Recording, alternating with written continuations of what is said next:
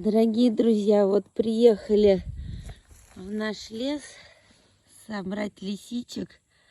И, в общем, урожай прекрасный. Лисичек очень много. Погодка, конечно, у нас похолодала. Сегодня вообще плюс 15. Но зато грибов много. И хорошая погода, чтобы их собирать. Урожай отличный.